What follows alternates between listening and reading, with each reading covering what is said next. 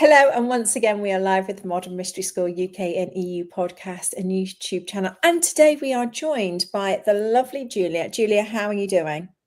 I'm amazing. Thank you so much for inviting me today. Well, I am very excited because you come from the arts background and something, a lot of people out there also coming from that creative background. Tell us, how did you experience or what can you share with us about the life activation coming from that perspective of that background of the arts and such like? When I first received the activation, I was creating art in what's called the sort of postmodernist era of visual art making. And I had from a young age, especially after my dad died, I'd had many visions actually from the unseen that actually informed this postmodernist work that I did. And I was on a world stage very quickly. I mean, from 21, I was being exhibited in the best photographic museum of Europe and other museums, not just galleries, but museums from early 20s onwards. And my work was always inspired from spirit. And when I would go into the creation process, I would go into this elevated magical dimension and be totally connected. But it's like we were forbidden to speak about anything about spirit or soul in this postmodernist era we went through. And there was a huge disassociation from my perspective with the arts and anything spiritual. We had to always validate our work through some kind of an intellectual philosophy or concept. And it was really, honestly, I mean, if I'd ever mentioned, an angel gave me a vision to do this thing with decaying my photographs, I mean, it would have been, I would have become a laughing stock, So when I got the activation in my late 20s, it started illuminating so many parts of myself that hadn't been allowed to be seen. A lot of things had to heal, immediate healing, like immediately needed to be taken care of. And I think after I received training to actually do it, which I didn't understand that was going to happen. I mean, it was, I got an email saying I'm going to Hogwarts to get a wand from my sister. I didn't really think, it was hilarious. So I just thought she was joking with me. I mean, I didn't know what she was talking about. And when I received this and I began at first offering it to my friends because they wouldn't, they were bugging me about it. And then very uncomfortably, their friends wanted, to come to me. And then it got even more awkward. And then eventually I had to accept that I do this thing. And it reached a crossroads about 1.5 years into doing that on the side, where I had a realization in terms of the arts and myself and my journey as an artist. And that was that what had crept into the arts at that point was a massive disassociation with artist and spirit, or at least those dominating the conversation about the arts were not giving us permission to even have that conversation in any way. And it felt as if the arts, the visual arts themselves, were in like going through a toxic process themselves, or like they needed to heal. The arts themselves needed to recover from this sickness in a way. And so I decided to focus on discovering more of who I am, and then to be able to come back to the arts so that I could come back with this deeper perspective of who I am. And today really talk about what's always been present in the arts, and that is that we've always spoken about the arts as transforming the simplest of marks, the everyday materials into something which transcends our world. I mean, throughout history, and it's been fascinating, I've been reading about this, and of course I've studied this, but now I've been reading recently, throughout history, the power that the arts have held to humanity has been unbelievable. And from the beginning, artists were always aware of tapping into some kind of an invisible force, some kind of an unexplainable power, a magic. And it's always in that transcendent space. We took everyday things, whether it was clay that we cut out of a rock, and sculpted into something, whether it was marks in a cave, we always took a materia and we shifted people into awe or into something else. And what's interesting, just looking at just how powerful the arts really are, it's fascinating to see all these Roman emperors and how the one up to the other, and they basically, all throughout the ages, it's crazy to look at it historically, to see how it was the arts that validated their power. That's how they made their mark. It was through the arts that they did that. And even it's even interesting, and I studied this at university. This is not propaganda, what I'm about to share with you. I studied this in art history, but the CIA was directly behind creating America's first art movement. It wasn't a movement. They just took two people that were communist alcoholics and disgruntled, and they turned their unique work into a movement to get cultural power, because America was seen as, the poorer cousin of Europe. Europe was so elevated because they had the elevation of the arts and the sciences, for that matter. So just to see how powerful the arts are now, as I return back to the arts, of having received the activation, having done many activations, I think, and I know you didn't ask this question, but I'm just navigating myself there.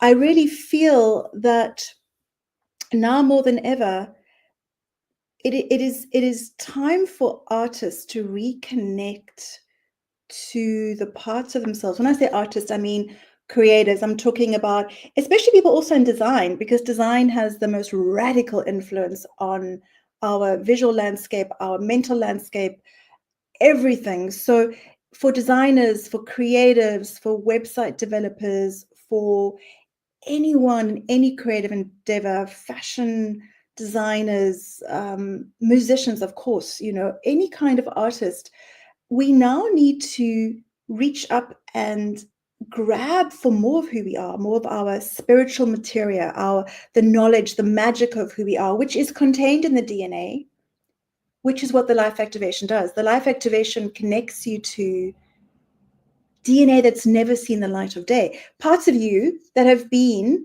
under a rock in a cave, buried deep, and you've never ever seen it. And I just think of those, what the cave artists had to do. They had to climb into a tunnel, go deep inside of it, tunnel deep, deep, deep, take a torchlight, do their art. And it reminds me of that. Like, we have to now find the parts that we haven't, because the power of our voice, the power of the voice of the arts, it is unbelievable what the arts can do, and how they can shape our very thinking. And I really feel artists, it's time, creatives, it's time to get connected to more of who you are, to shake off the tiredness of just doing the arts for commercial outputs. It is exhausting. I know I worked in film, and I'm very grateful for an amazing industry that shaped my professional side in the arts world. And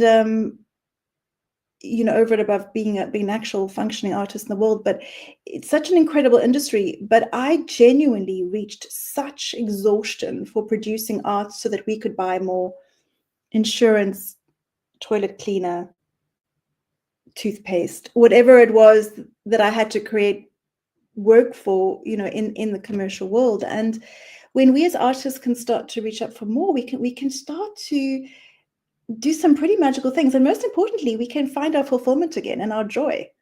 There's just nothing quite like creating. There's nothing quite like it on this planet. It's unbelievable that illuminated process, when you hit that stride and you're just in this creative bubble and you're just going. It is transcendent. I totally agree. I mean, we in our lineage, let's look at all the artists and the innovators and such like. were walking the path, and they created some of the pieces that we thousands of years later are still talking about, are still loving, and the beautiful thing that I love about the arts is that it's beautiful, that it raises the vibration of a home or a place or a whatever it is, and it helps us remember the beauty within, and for that, the divine, the divinity. So I am definitely with you. Life activation is tremendous for everybody. And yes, if you're in the arts, this is what we're talking about. One of the things